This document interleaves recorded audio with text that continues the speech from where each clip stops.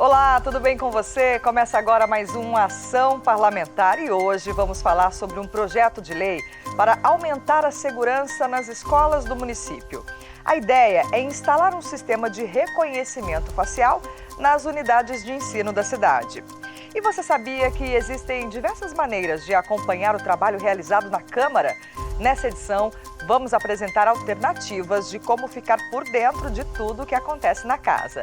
E tem informação sobre a Comissão de Cultura e Esporte. E mais, a história por trás do nome do estádio Martins Pereira. Você sabe por que ele recebeu esse nome? Então fica com a gente que o Ação Parlamentar já está no ar.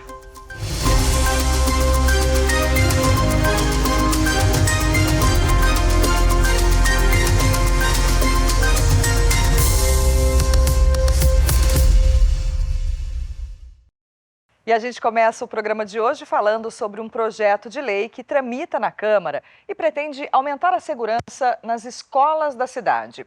A proposta do vereador Dr. José Cláudio prevê a instalação de um sistema de reconhecimento facial nas unidades de ensino.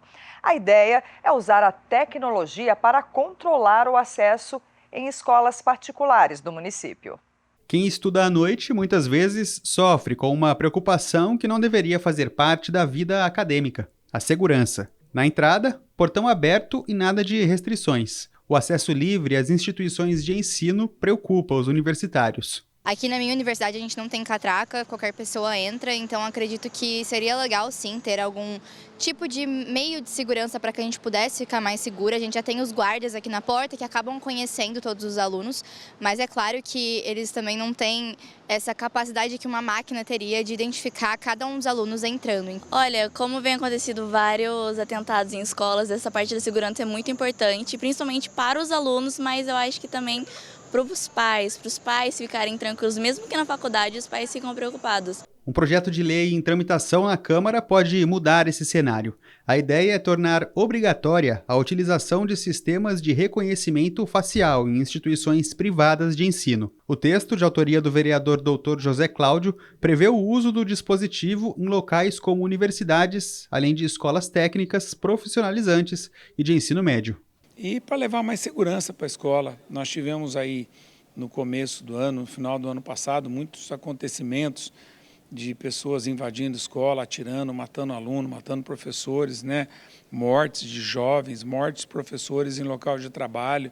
Então é uma maneira de aumentar a segurança. Acho que a Câmara de Reconhecimento Facial vai trazer uma segurança muito boa para o controle nas escolas de quem entra, quem sai e desse fluxo de pessoa pelas escolas. Na justificativa do projeto, o parlamentar afirma que a violência escolar está chegando a patamares insustentáveis e pede uma ação conjunta dos órgãos públicos, iniciativa privada e da sociedade civil organizada. Uma medida viável seria ampliar os mecanismos de vigilância nas dependências dos estabelecimentos de ensino privados. Aprovado, tem que ter a sanção. Ele tem que ser sancionado pelo prefeito e colocado em prática, né? A Secretaria de Educação faria, acredito que as licitações para se obter as câmaras e colocar essas câmaras nas escolas, né? Isso daí seria muito importante para diminuir a violência e esses casos de violência nas escolas. Sistemas de segurança de reconhecimento facial têm se tornado cada vez mais populares. Essa aqui é uma versão em menor escala de uma ferramenta utilizada em diversas empresas. O funcionamento é simples. Quem está cadastrado é liberado rapidamente. Já quem não consta no sistema não tem a entrada autorizada. A usabilidade pode ser feita tanto no órgão público quanto no órgão privado. O órgão público utiliza muito da tecnologia, inclusive pensando em economia. Por exemplo, a economia de material didático, né? Com listagens, porque se você tem uma presença online feita pelo leitor facial, você economiza com cadernetas. Você tem uma economia de tempo, a vida do aluno é uma média de 2% perdida dentro de chamada de presença, né, na sala de aula, né? Então você tem essa economia, porque ao passar pelo leitor facial, sua presença já é computada. O valor varia de acordo com a dimensão do projeto, mas parte da casa dos R$30 mil. Apesar do alto investimento, o especialista afirma que sistemas como esse têm impacto direto na segurança dos ambientes controlados. Isso com certeza irá inibir muito o acesso, porque hoje o acesso a uma escola privada ele é fácil, né? Você consegue acessar uma escola, você pode dizer que você é um pai de aluno querendo conhecer a escola ou se matricular o teu filho, mas não tem esse armazenamento desse seu dado. Então, assim, hoje isso vai melhorar muito a segurança escolar, vamos dizer assim, além de melhorar todos os processos de gestão dessa instituição. Se o projeto for aprovado, as instituições terão 60 dias para a implementação do sistema. O não cumprimento prevê a aplicação de multa de R$ 3.000, valor que pode dobrar em caso de reincidência.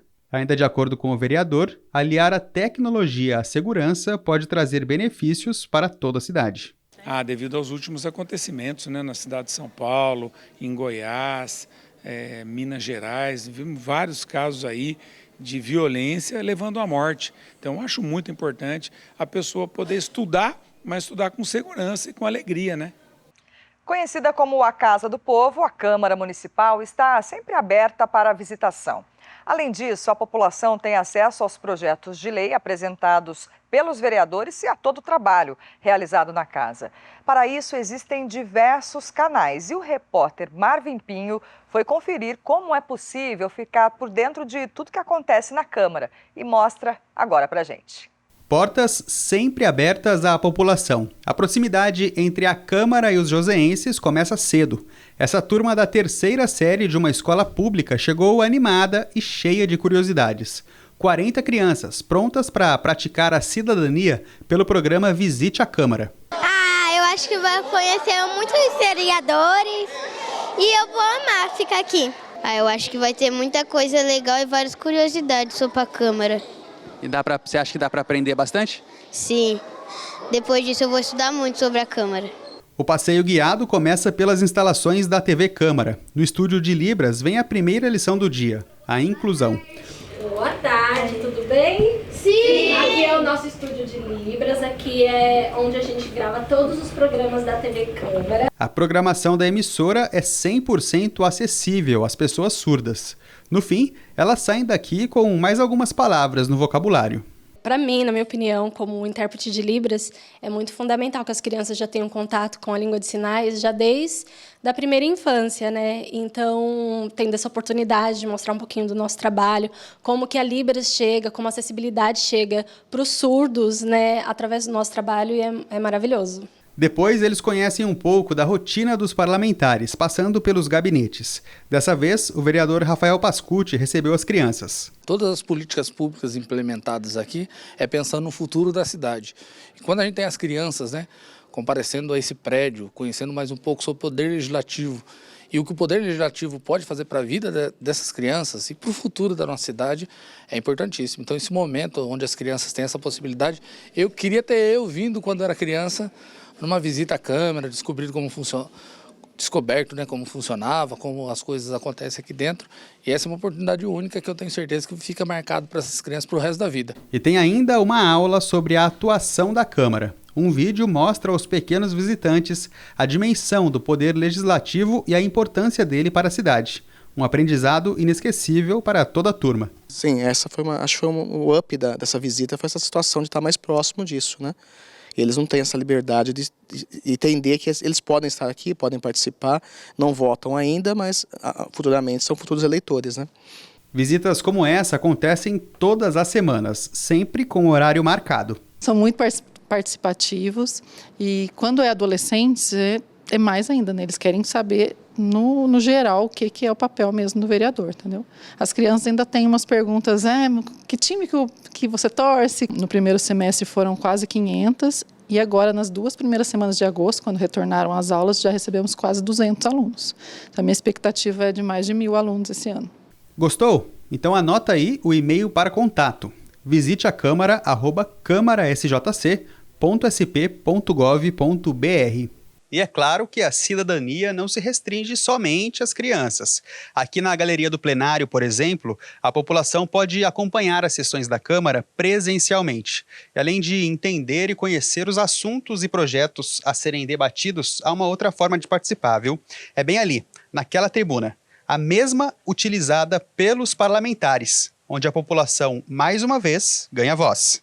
O programa Tribuna Livre abre espaço para a população às quartas-feiras, em semanas alternadas. Para cada sessão, 6 pessoas podem falar.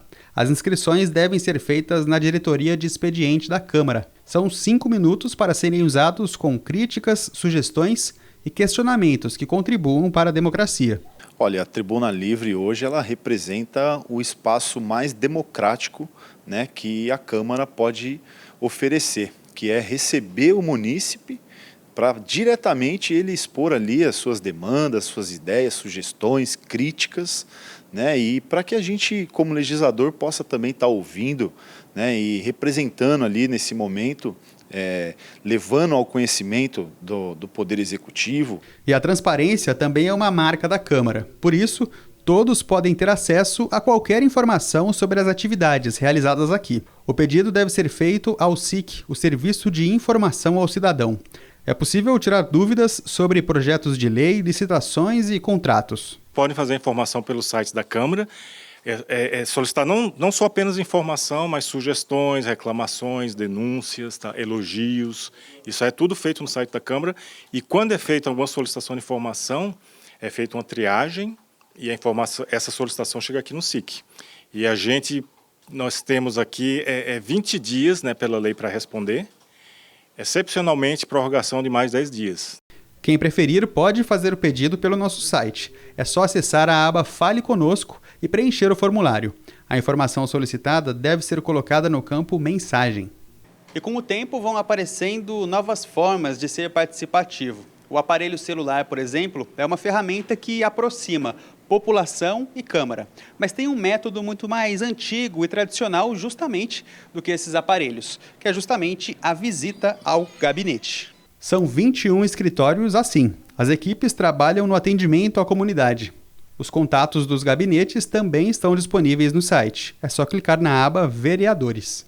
Todos os vereadores têm esse perfil de trabalho, né, de portas abertas para a sociedade, para as pessoas. Então, acho que o munícipe, ele indo até o gabinete, conversando com a nossa assessoria, conosco mesmo, né, com os vereadores, eu acho que é muito importante, né, e não tem agenda, não tem horário, né, nós atendemos aqui na Câmara Municipal no horário de expediente. Seja como for, os joseenses podem conhecer e acompanhar de perto a atuação da Câmara.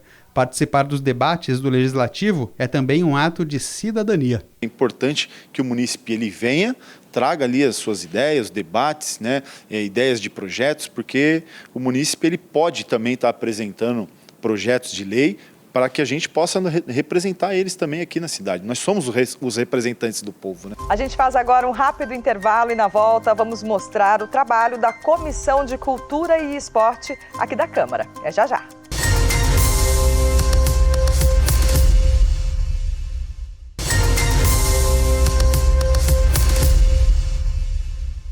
Estamos de volta com o Ação Parlamentar e agora é hora de falar sobre as comissões parlamentares. Elas têm como função analisar projetos de lei e manifestar opiniões sobre temas que são discutidos pela Câmara.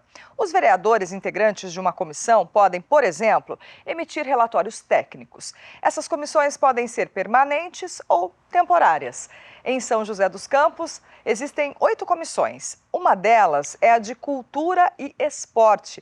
E a gente vai conferir agora, na reportagem, o que faz essa comissão. São José vai além da tecnologia. Aqui também são debatidos cultura e esporte. E parte das ações em prol da cultura e lazer vem aqui da Câmara de São José. É que o nosso legislativo tem uma comissão específica sobre o tema, a Comissão de Cultura e Esportes. Ela acompanha de perto leis e projetos voltados ao setor e também se reúne para debater políticas públicas na área. São membros da comissão os vereadores Renato Santiago, presidente, Rogério Dacazem, relator, e Amélia Naomi. Nós temos os jogos escolares, né, que estavam parados há muitos anos, e foi um projeto que retornou através de um projeto de lei aqui na Câmara, o projeto Escola Ativa, que é um projeto de esporte no contraturno das escolas municipais. Então foram projetos que passaram por essas comissões, principalmente pela Comissão de Esporte, aprovou e aí esse projeto vem para votação no plenário. Então a função principal da comissão é fiscalizar, né, o poder executivo e trazer também as demandas do município para que sejam discutidas, debatidas dentro da comissão, para que sejam levadas também propostas e soluções para o poder executivo. E as ações de formação de atletas são mesmo um diferencial de São José. Quem diz isso é o Leonan, da equipe de vôlei da nossa cidade. Ele já atuou em outros times brasileiros e até mesmo fora do país, quando defendeu o Vitória de Setúbal de Portugal. Com tanta bagagem, considera que a infraestrutura e os incentivos recebidos aqui são um diferencial. Então, eu acho super interessante o incentivo que aqui é dado, porque não é um incentivo que é só para o esporte de alto rendimento, mas também para a base, porque você está incentivando também na juventude e é um incentivo que você está promovendo outras temporadas também vencedoras. Você não está focando somente no esporte, no desporto do adulto, né, nas categorias de adulto, que está brigando por títulos também, que é uma equipe que está buscando títulos nacionais, mas também você está desenvolvendo o esporte de base. Ex-atleta de judô, Alessandro se aposentou do tatame, mas o amor pelo esporte continua. Hoje, ele é o preparador físico das equipes de base e de alto rendimento do município. E ressalta que os times daqui são um exemplo para muitas crianças que sonham um dia buscar medalhas. A criança, olhando os grandes atletas de alto rendimento, elas começam a ter um interesse também de praticar esporte. E os espaços públicos que a prefeitura tem, né, tanto externos como as academias ao ar livre e os poliesportivos, tem muita possibilidade de prática esportiva, né? Não só o vôlei, mas todas as modalidades elas são atendidas pela prefeitura e é um incentivo para as crianças. Esses são os relatos de quem vive o esporte no dia a dia. Vitórias alcançadas a partir do trabalho do poder público e em ações que competem à Câmara a partir do trabalho dos vereadores e da Comissão de Cultura e Esporte. Antes mesmo de os parlamentares votarem qualquer projeto na área, cabe à comissão apreciar as propostas e emitir pareceres, que podem ser contrários ou favoráveis. Só este ano, 25 projetos de lei foram encaminhados à Comissão de Cultura e Esportes. 2 estão em tramitação na Câmara. Um é do vereador Marcão da Academia, que sugere a implantação de mais ciclofaixas como essa aqui do bairro Urbanova, em diferentes pontos da cidade. O outro projeto, de autoria do vereador Robertinho da Padaria, trata da concessão do uso do Parque do Lago, no Parque Interlagos. Mas o trabalho da comissão vai além da votação de projetos de lei. O grupo também se reúne com representantes de entidades e da sociedade civil em busca de melhorias. Quanto à cultura, uma dessas reuniões aconteceu aqui na Câmara com representantes de grupos de artistas que pediram mais apoio para a categoria. Em outra atividade, a comissão também propôs uma visita à Fundação Cassiano Ricardo para conhecer a estrutura do local e acompanhar de perto os trabalhos culturais desenvolvidos na cidade. E o lazer e a cultura andam de mãos dadas em prol do desenvolvimento da cidade, ferramentas fundamentais para a cidadania, como complementa a vereadora Amélia Naomi. Ela, que é membro da comissão, ainda cita uma conquista recente, o repasse de mais de 5 milhões de reais vindos do Fundo Nacional de Cultura, por meio da Lei Paulo Gustavo. A verba vai fomentar ainda mais projetos no setor. 5 milhões e 300 que vem para São José dos Campos, para o Brasil inteiro, e a Prefeitura que apresentou à Fundação Cultural o plano de ação. Então, com isso, nós estamos aí já, né, para discutir, cada setor pode apresentar as suas ideias para o projeto para ser averiguado e nós vamos ter aqui um salto de qualidade. E olha, a gente faz a nossa última pausa aqui no Ação Parlamentar e na volta tem curiosidade sobre a casa do São José Esporte Clube. Você sabe por que o estádio Martins Pereira tem esse nome? Não? Então não sai daí que a gente te mostra já já.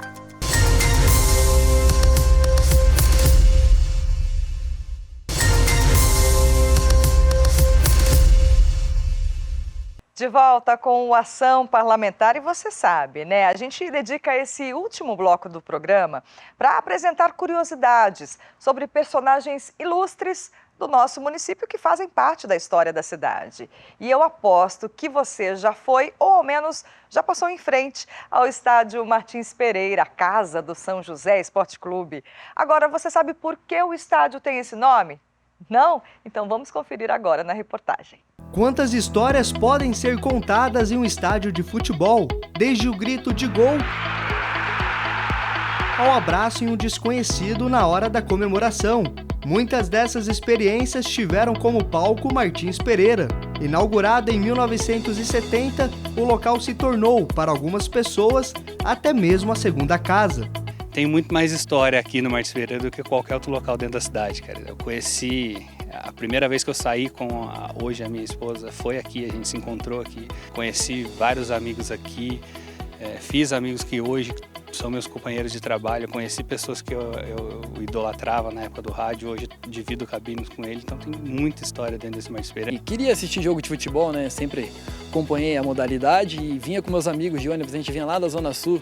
A gente vinha de ônibus assistir os jogos do São José aqui, ficava na arquibancada. E hoje, né, depois que eu cresci, fiz faculdade, tive a oportunidade de vir trabalhar aqui no clube da cidade. Logo na sequência, eu ingressei em algumas rádios, fiz vários amigos e hoje faz parte do meu dia a dia, né? E antes de mudar para o Jardim Paulista, o Martins Pereira era localizado em um pequeno estádio na rua Antônio Sais, região central. Na época, ele levava esse nome devido a duas pessoas importantes para a cidade, os irmãos Nelson e Mário, que foram presidentes do antigo Esporte Clube São José nas décadas de 40 e 50, quando a modalidade no município ainda era considerada amadora. Desses dois irmãos que surgiu exatamente o profissionalismo do Esporte Clube São José, antigamente, antes de Formigão do Vale, ele era chamado de esporte. Ninguém falava Esporte Clube São José, era esporte. E aí surgiu realmente essa fase embrionária da vontade dos jogadores de campeonato de amador regional, começou a se destacar como time forte. E aí houve uma intimação da Federação Paulista de Futebol para, por que não, São José dos Campos, que era uma região extraordinária no estado de São Paulo, ligando São Paulo e Rio de Janeiro, Figueiredo da Luta, depois tal. Por que não futebol profissional? O cenário do futebol em São José profissionalizou a partir de 1964, na presidência de Mário Toboni. O time passou a ser campeão e o público interessado em assistir às partidas aumentava. Então, veio uma ideia ousada: construir um estádio amplo e moderno, com um projeto parecido ao do Morumbi, localizado na capital São Paulo. Andava com meu pai para cima e para baixo, eu sou o filho mais velho, e eu vim aqui desde quando foi escolhido o terreno, né? Eu vi praticamente toda a obra sendo construída, né? Chegando tijolo, a quantidade de pedreiro que tinha, que era uma quantidade absurda, né? A estrutura que você vê hoje aqui era para ter mais um anel em cima, né? E aí ter aquela geral que tem no Morumbi. Essa parte que você está vendo aqui embaixo era a parte que seria o anel inferior, né? E aí você teria aquela geral em cima. Era um projeto realmente muito bonito. 5 anos depois de sua inauguração, em 1975, o estádio foi leiloado para a Urban devido às dívidas do clube e passou a ser administrado pela prefeitura. Em 1977, uma outra reviravolta. Também por questões financeiras, o time precisou decretar falência e passou a se chamar São José Esporte Clube. A verdade é que o São José, em termos de arrecadação, não comportava ter um estádio daquela ordem, mas no pensamento do Mário Toboni que os resultados seriam naturais em função de ter sempre grandes públicos. E esse sonho, em termos de pagar o que se deve, ele não teve a condição de fazê-lo. Por essa razão, ficou uma dívida com a construtora, e essa construtora ela entrou na justiça, ganhou a causa e por muito pouco esse estádio foi leiloado. Não fosse o prefeito da época, Edinardo José de Paula Santos, ele realmente assumiu a responsabilidade do estádio Martins Pereira. Foi na década de 80 a época de ouro do Martins Pereira. Com o estádio sempre lotado, a cidade parava para acompanhar ídolos como Tião Marino, maior artilheiro da história do clube, balançar a rede. Um dos registros de maior público do local aconteceu no Paulistão de 1989, nas semifinais do Campeonato Paulista contra o Corinthians. E a expectativa de quem gosta de futebol é ver o estádio sempre com casa cheia. Mas a verdade é que a cidade entendeu como um polo futebolístico regional pela existência do estádio Martins Pereira. Ele tem uma marca indelével na história do desporto e na grandeza da paixão do cidadão joséense. Que aqui nós tivemos público comum de 10 mil espectadores ao meio de uma campanha de campeonato, ok? Quando vinha Francana aqui, vem Taubaté, coisa tal na época, você tinha aqui 20 mil pessoas. Tivemos estádio aqui para Corinthians de 20 mil sentados e uns 10 em pé em 1989, quando houve aquele grande embate São José e Corinthians, que o São José se classificou em cima do Corinthians. Então, para o público joseense, aqui foi espetacular. Atualmente, o Martins Pereira é referência quando se trata de futebol. É aqui que os torcedores se encontram para poder vibrar pelo São José. Mas além da parte esportiva, o estádio é um importante patrimônio que ajudou no desenvolvimento da cidade. E o impacto foi muito grande. Na época, né, o estádio ele cumpriu a transição dele, né, dessa São José mais modesta, né, para uma São José hoje com quase 800 mil habitantes. E hoje eu vejo que ele cumpriu bem a função dele, espero que ele permaneça cumprindo, né, a função dele, que a gente tenha um time à altura, e quando tiver um time à altura, com certeza a gente vai poder ver esse estádio ser ampliado, né? Com certeza. Que bacana, né? E se você tiver curiosidade sobre o nome de uma rua ou de um ponto da cidade, pode mandar a sugestão lá no nosso Instagram, @tvcâmarasjc, que a gente prepara uma reportagem especial. E o Ação Parlamentar de hoje fica por aqui. Muito obrigada pela sua companhia. E não se esqueça que você pode rever esse e todos os outros programas e reportagens no nosso canal do YouTube, TV Câmara SJC. Até a próxima. Tchau, tchau.